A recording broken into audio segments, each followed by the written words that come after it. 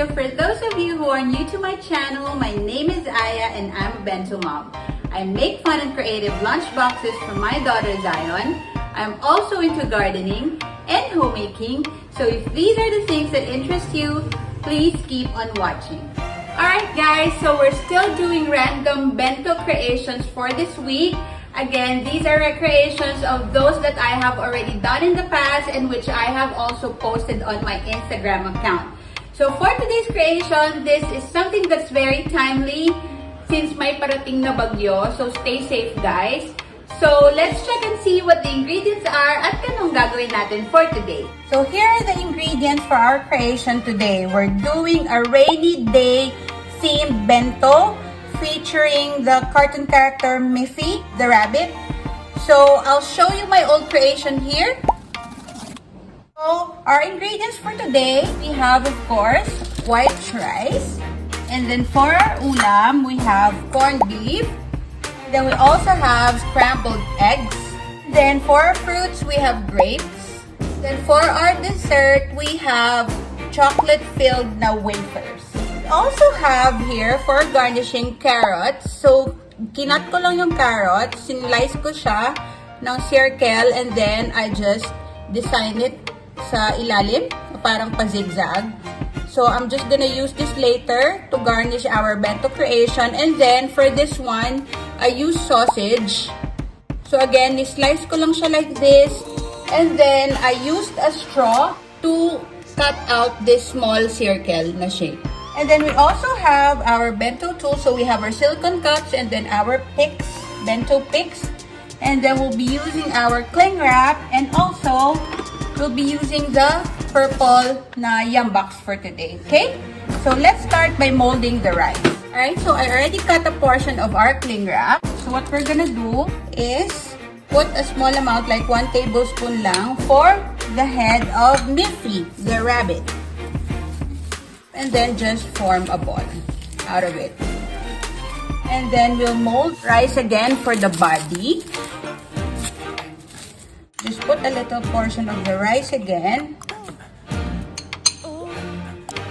And then pull up the sides of the cling wrap. Just form a ball. And then once you form the ball, so just roll it this to form like a log or a cylinder for the body. And then we'll also hold 2 small circles or 2 small balls for the hand. So a bit more of the rice here and then dito sa kabila. Ganun din. So cut 2 portions ng cling wrap. So this is to form dalawang small balls for the hand. Okay? And then just the same for the other one.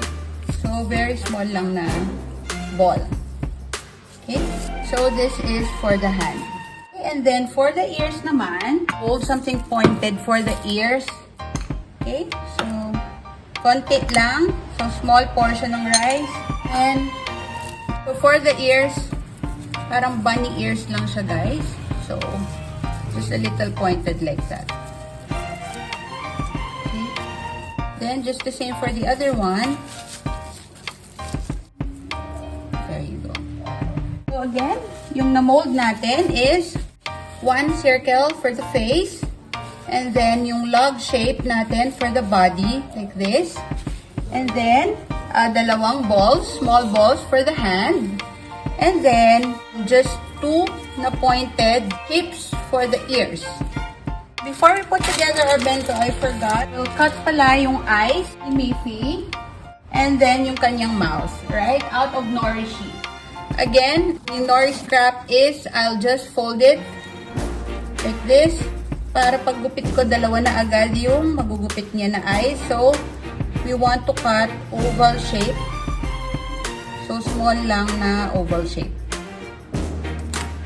So, like this.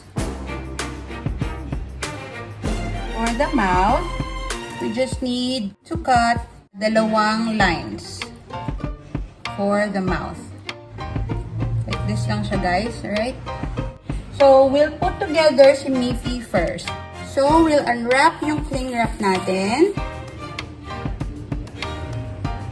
Yeah. and like this. So, ito yung dalawang oval shape na kinat natin. Right? Then, lalagay natin yung dalawang lines na create natin. Here. Okay. Here. So, this is for the mouth.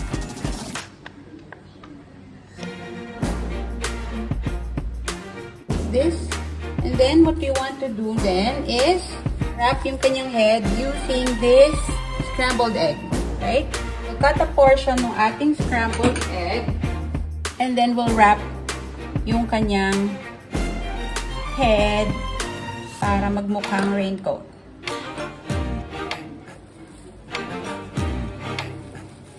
We'll just do like this, okay? Okay, so there you go. And then, to secure it, we'll just use uncooked na spaghetti.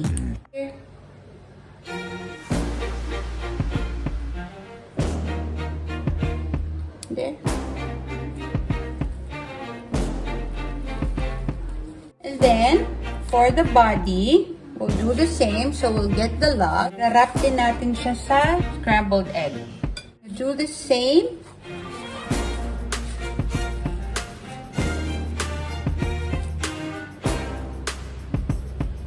And then, secure natin siya with a uncooked na pasta or spaghetti. Tutusok natin siya dito sa ating na sausage. So, it will serve as the button. So, I'm just putting it. Okay? So, there you go. So, we'll put this sa ating yum box. Right? We'll just put again yung ating garnishing, which is yung ating lettuce. So, put the body first. Careful. And then, let's put the head.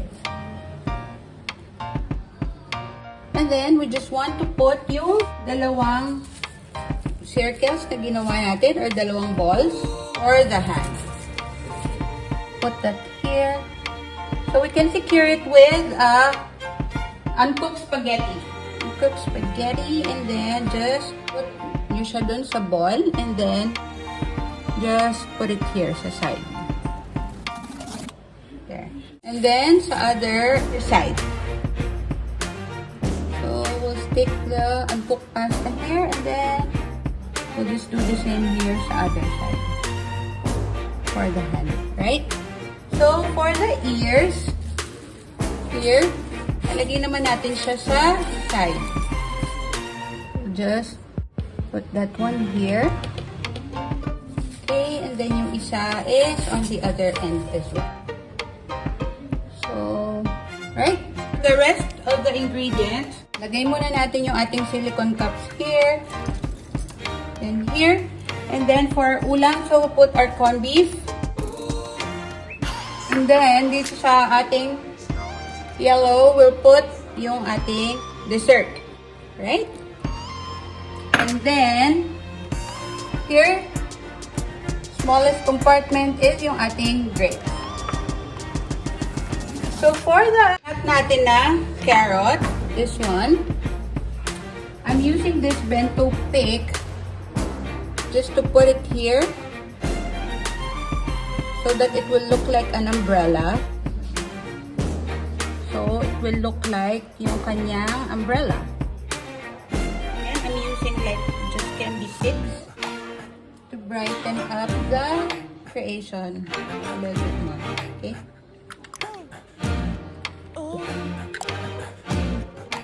Here's our finished product.